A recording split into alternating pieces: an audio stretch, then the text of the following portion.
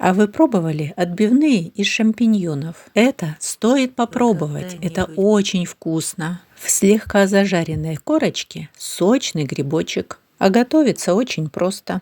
Покупаю самые большие шампиньоны. Мою, даю стечь в воде или промакиваю полотенцем. И из грибочка выламываю ножку. Ножки использую в какие-нибудь начинки. Или можно приготовить суп-пюре. Шляпку гриба ставлю вертикально и отрезаю колечко.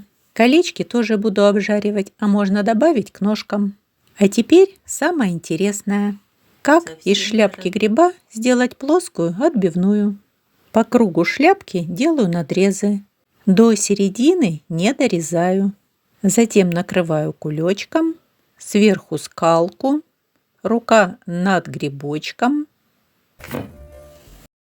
И аккуратно надавливаю.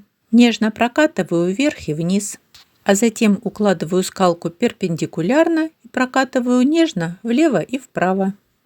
Так получился плоский круглый грибочек, отбивная. А теперь делаю кляр. На одно яйцо пол чайной ложки соли, 1/3 чайной ложки черного молотого перца, 1/4 чайной ложки молотого мускатного ореха. Если не любите, лучше не добавлять. 2 чайные ложки сметаны. Измельчаю 1 крупный зубок чеснока. Грибы с чесноком очень хорошо сочетаются. Добавляю к кляру и еще 1 столовая ложка муки. Все хорошенько перемешиваю. Консистенция должна быть как густая сметана. А вы на канале готовим с вами вместе. На сковороду наливаю растительное масло и хорошо разогреваю. В кляр по очереди опускаю каждую шляпку. Погружаю в кляр с обеих сторон. Доставать грибочек из кляра удобно 1 или 2 вилками. И отправляю отбивную из шампиньонов в кляре жариться на сковородку широкой стороной вниз.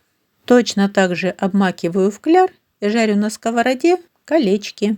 Жарю на среднем огне. С каждой стороны зажариваю до румяного цвета. Долго не жарю.